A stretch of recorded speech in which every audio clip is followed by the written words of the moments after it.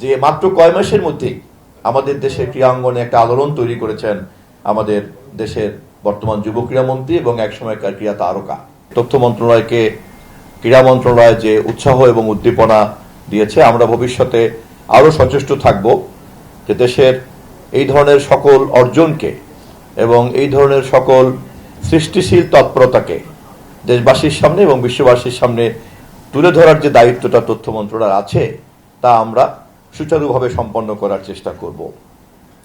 এই সুযোগে আমি আবারও আমাদের মন্ত্রণালয়ের যারা যারা এই কাজে যুক্ত ছিলেন তাদের সকলের প্রতি ধন্যবাদ জানাচ্ছি। যে ধন্যবাদ আমাদের যুব ক্রীড়ামন্ত্রী দিলেন, আমি আবার সেই ধন্যবাদ তাদের মাধ্যমেও আমাদের সংশ্লিষ্ট সকলকে পৌঁছতে চাই। বিশেষ করে আমাদের প্রতিমন্ত্রী মহোদয়, আমাদের মাননীয় প্রধানমন্ত্রীর তথ্য সম্প্রচার বিষয়ক উপদেষ্টা মহোদয়, আমাদের সচিব সহ সংশ্লিষ্ট সকল কর্মকর্তাবৃন্দ এবং বিটিভির ডিজি সহ বিটিভির সংশ্লিষ্ট সকল কর্মকর্তাবৃন্দ, তারা অক্লান্ত পরিশ্রম করেছেন এই কাজটি সম্পন্ন করার জন্য, কারণ খুব কম সময় হাতে নিয়ে কাজটা আমাকে করতে হয়েছে এবং এই পুরো তৎপরতার অভিভাবক হিসাবে আমি সকলের কাছ থেকে অনেক বেশি যোগ্যতা, দক্ষতা এবং আন্তরিকতা পেয়েছি। সেজন্য আমি তাদেরকেও বিশেষভাবে ধন্যবাদ জানিয়ে রাখছি। বাংলাদেশ ফুটবল ফেডারেশন ফিফার একটা অংশ, তারপরেও ফিফার পক্ষ থেকে আমাদের এই কাজে ফুটবল ফেডারেশনের সভাপতি আমাদের তাবিথ আউয়াল সে নিয়মিত আমাদেরকে সহযোগিতা করেছে, তাকেও আমরা ধন্যবাদ জানাচ্ছি। আমি সর্বশেষ আপনাদেরকে স্মরণ করে দেই, এই কৃতিত্ব আমাদের মাননীয় প্রধানমন্ত্রী জনাব তারেক রহমানের। কেননা এই দায়িত্ব নেওয়ার পর থেকেই যখনই এই ফুটবল বিশ্বকাপ নিয়ে কথা হয়েছে, উনি প্রথম থেকেই বলেছেন যে এই দেশের মানুষকে বিশ্বকাপ থেকে বঞ্চিত করা কোনোভাবেই ঠিক হবে না, আমাদেরকে যেভাবেই হোক করতে হবে। আবার অপরদিকে আমরা যখন হিসাব করে দেখলাম যে বিগত বিশ্বকাপের টাকার যে পরিমাণ সরকার খরচ করেছে, আজকের বাংলাদেশে আমাদের যে বাজেটের অবস্থা, সেখানে এই পরিমাণ টাকা খরচ করতে সরকার নানানভাবে কৃচ্ছ্রতা সাধন প্রক্রিয়ার মধ্যে আমরা আছি। অতএব আমাদেরকে তখন সমাধান বের করার জন্য তিনি নির্দেশ দিয়েছিলেন মাননীয় প্রধানমন্ত্রী, এবং তার এই নির্দেশনার কারণেই কিন্তু শেষ পর্যন্ত আমরা বিশ্বকাপ সম্প্রচারও করতে পেরেছি, আবার কোনো ধরনের কোনো টাকা না খরচ করেই কিন্তু আমরা করতে পেরেছি। অতএব মাননীয় প্রধানমন্ত্রীর এই সঠিক দিক নির্দেশনাই হচ্ছে আজকের এই সাকসেসের প্রধান কারণ।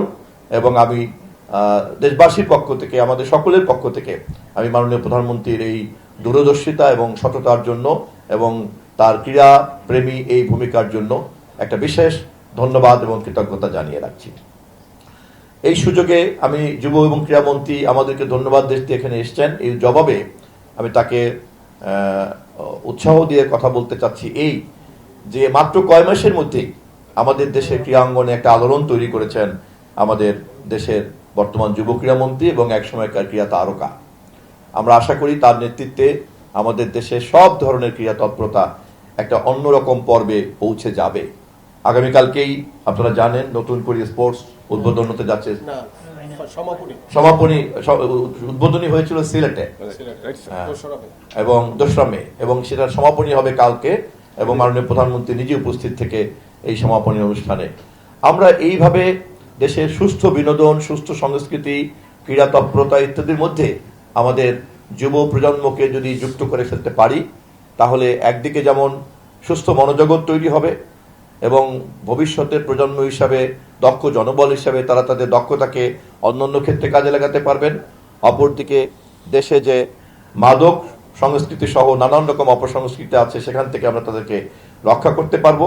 এবং শুধুমাত্র তাই নয়, বিশ্বকাপ ফুটবলের মধ্যে আমরা দেখেছি যে কোনো ধরনের স্পোর্টস আজকের পৃথিবীতে কোটি কোটি মানুষের এই বিনোদন এবং সুস্থ আনন্দ দেওয়ার মধ্য দিয়ে এটা কিন্তু একটা গুরুত্বপূর্ণ পেশায় পরিণত হয়েছে।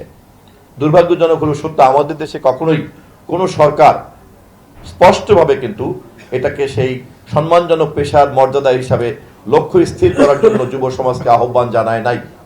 এই প্রথম জনাব তারেক রহমানের সরকার এবং এই সরকারের যুব ক্রীড়ামন্ত্রী হিসাবে আমাদের ক্রীড়া তারকা আমিনুল ইসলামের উদ্যোগে যে নতুন একটা পর্বে প্রবেশ করার উৎসাহ তৈরি হয়েছে নতুন কুড়ির স্পোর্টসদের মধ্যে এবং সকল স্পোর্টস পার্সোনালিটির মধ্যে, আমি সে কারণে তাকে বিশেষভাবে ধন্যবাদ দিয়ে রাখছি। আমি আপনাদেরকে, সাংবাদিক বন্ধুদেরকে ধন্যবাদ দিচ্ছি। আপনারা লাগাতারভাবে এ বিষয়ে সঠিক তথ্য জনগণের কাছে তুলে ধরেছেন। আগামী বিশ্বকাপে যাতে আমরা শুধু বিনা পয়সাতেই নয়, বরঞ্চ বিনোদন জগতের বিজ্ঞাপনের যে বিশাল বাজার, সেই বাজার থেকে সরকার যাতে উপার্জন করতে পারে, আমরা সেই লক্ষ্য নির্ধারণ করেছি। আপনারা যদি সহযোগিতা করেন এবং এবারের এই প্রক্রিয়াকে লাগাতারভাবে যদি উৎসাহ দিতে থাকেন, আমি বিশ্বাস করি যে আগামীতে যখন বিশ্বকাপ হবে তখন আমরা এটাকে শুধুমাত্র শূন্যের ব্যয়ের জায়গাতে না রেখে এটাকে একটা লাভজনক একটা ইভেন্টের পর্যায়ে আমরা নিয়ে যাব, এই আশা ব্যক্ত করে সবাইকে ধন্যবাদ জানিয়ে, আবারও আমাদের স্পোর্টস মিনিস্টারকে ধন্যবাদ জানিয়ে আমার বক্তব্য শেষ করছি।